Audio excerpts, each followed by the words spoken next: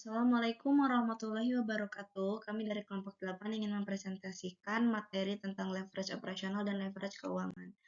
Perkenalkan, nama saya Mai Wulandari. Saya akan menjelaskan pengertian leverage operasional dan leverage keuangan. Leverage merupakan penggunaan biaya tetap dalam usaha untuk meningkatkan profitabilitas.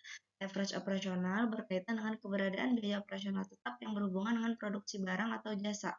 Leverage keuangan berkaitan dengan keberadaan biaya pendanaan tetap, khususnya biaya hutang.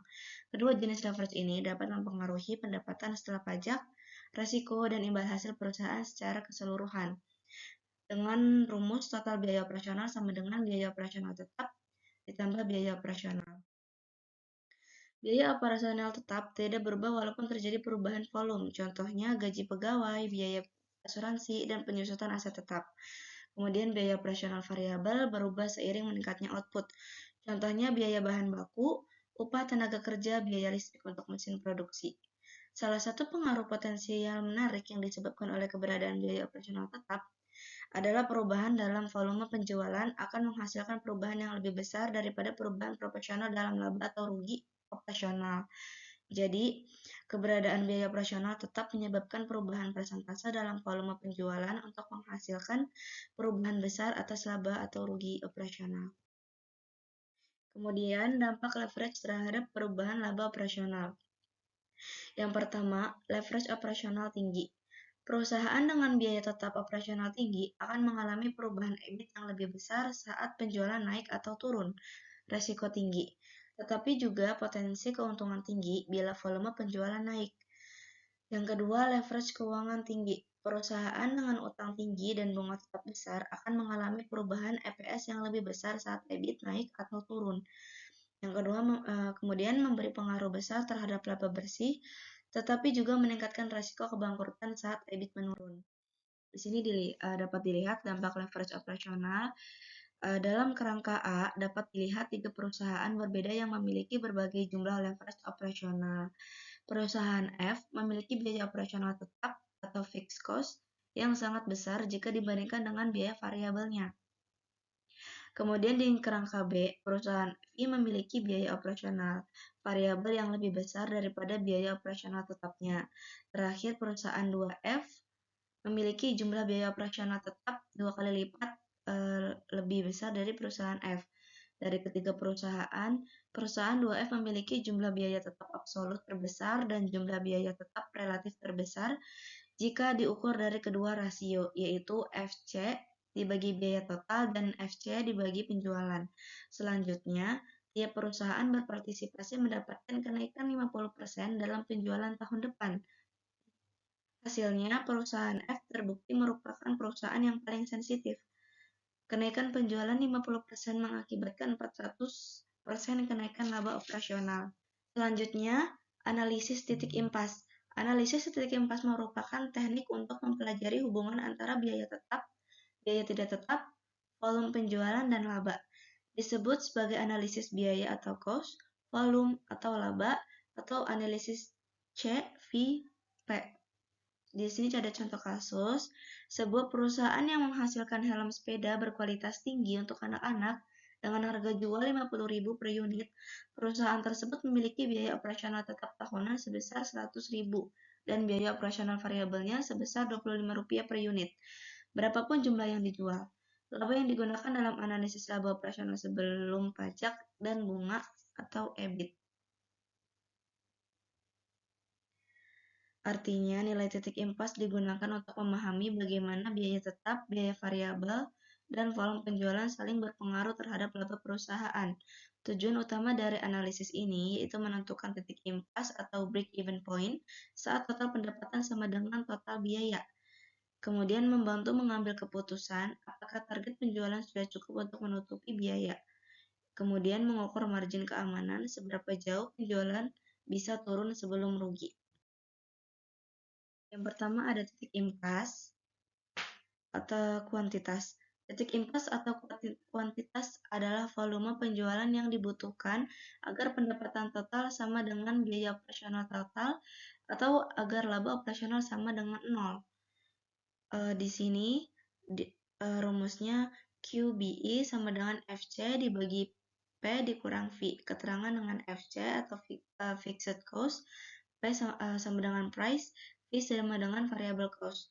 Margin kontribusi unit atau unit contribution margin dalam kurung P dikurang V merupakan jumlah yang tersedia dari setiap unit penjualan untuk membayar biaya tetap operasional dan memberikan laba operasional.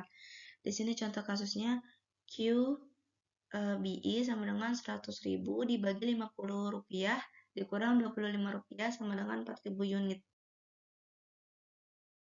Kemudian yang kedua, titik impas penjualan. Penghitungan titik impas penjualan dilakukan berdasarkan nilai penjualan, bukan jumlah unit yang terjual. Hal ini berguna terutama dalam situasi di kala perusahaan menjual berbagai jenis produk. Dengan mengakui bahwa pada titik impas penjualan perusahaan hanya mampu memenuhi biaya operasional tetap dan variabelnya dengan rumus SBI sama dengan FC dibagi 1 kurang VC dibagi S dengan keterangan SBI pendapatan titik impas, FC sama dengan biaya tetap, VC biaya variabel tetap pada titik impas, S penjualan.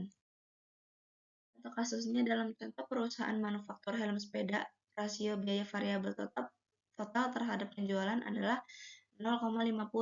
Berapapun volume penjualannya, maka akan didapatkan SBI sama dengan S100.000 dibagi 1 dikurang 0,50 didapatkan hasil Rp200.000.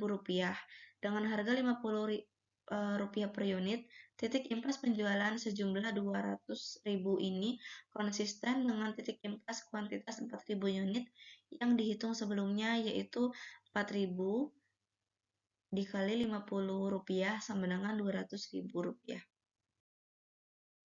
Kemudian tingkat leverage operasional atau degree of operating operational.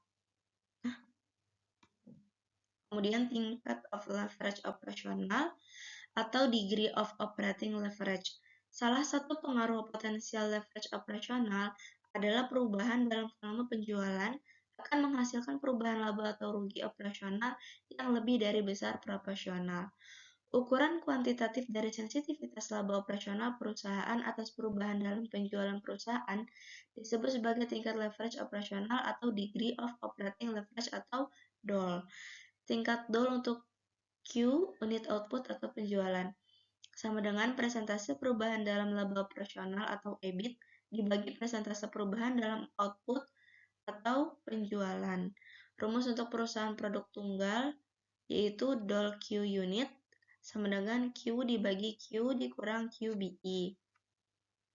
Kemudian di sini juga ada DOL S dollar of sales sama dengan EBIT plus FC dibagi EBIT. Untuk rumus produk tunggal, persamaan ini khusus untuk menghitung leverage operasional bagi produk tunggal atau perusahaan dengan produk tunggal. Q dan QBI keduanya dinyatakan dalam satuan unit.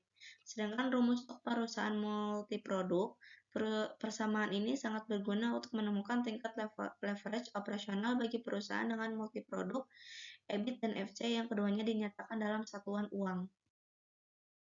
Contoh kasus, anggap saja bahwa kini akan ditetapkan tingkat leverage operasional untuk output 5.000 unit dan penjualan bagi perusahaan helm sepeda, maka akan didapatkan DOL 5.000 unit sama dengan 5.000 dibagi 5.000 dikurang 4.000 sama dengan 5. Bagi output dan penjualan sebanyak 6.000 unit, maka akan didapat DOL 6.000 unit sama dengan 6.000 dibagi 6.000 dikurang 4.000 sama dengan 3.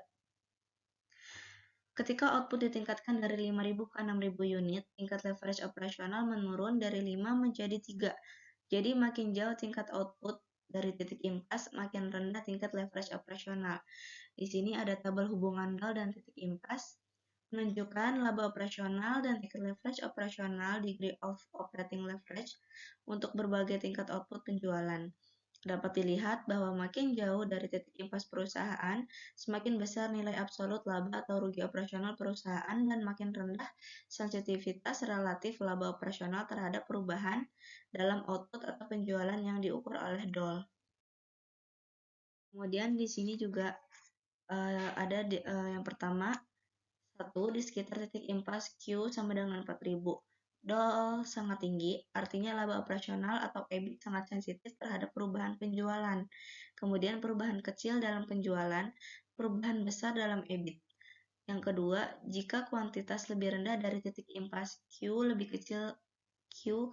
kecil dari 4000, EBIT bernilai negatif atau sangat kecil.